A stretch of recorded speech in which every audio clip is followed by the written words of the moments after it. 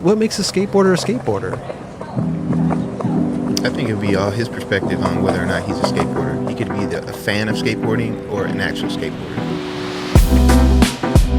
If you put in enough time to learn how to do pretty proper kickflip or decent kickflip, that means you really committed some real hours to this. In my heart, in my mind, I think that makes you a skater. I think you have to have a love for it. I love skateboarding, it's my life. Just be stubborn and keep trying to push it. You're a skater.